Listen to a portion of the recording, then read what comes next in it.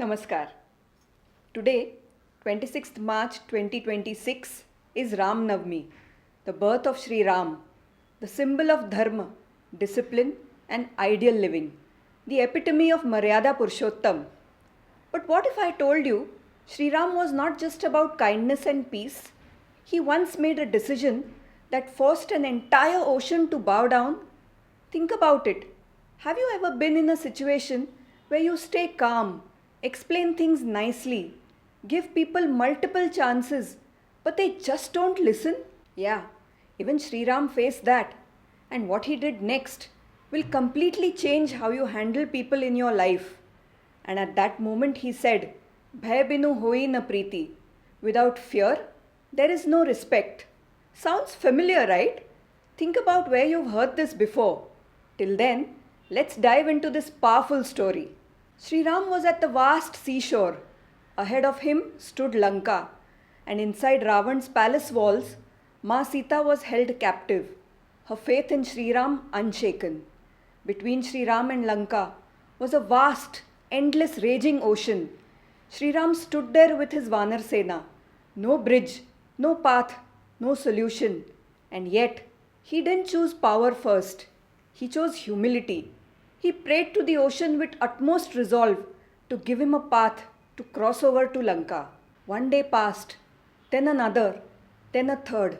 Still, the ocean said and did nothing. Now imagine this. On one side, a war for righteousness and dharma. On the other, time slipping away. And in front of you, complete silence and unresponsiveness. Sri Ram waited patiently, but patience has a limit. Slowly, his calmness turned into determination. And then came that moment when his inner resolve awakened. With controlled anger and absolute clarity, Sri Ram said, Binay न मानत जलधि जड़ गए तीनी दिन बीत बोले राम सकोप तब भय बिनु होई न प्रीत. 3 days have passed, yet the stubborn ocean does not heed my prayers. Then Sri Ram spoke in righteous anger. Without fear, there is no respect. He picked up his bow, his eyes blazing with purpose, and took a vow to dry up the ocean itself. And in that very moment, the ocean god appeared. The ocean said, Sri Ram, I am bound by nature's laws, but now I will show you the way. And that's when it began, the construction of the Ram Setu, a bridge not just of stones, but of leadership, faith, and decisive action. Now here's where it gets even more interesting. Does this line feel familiar now?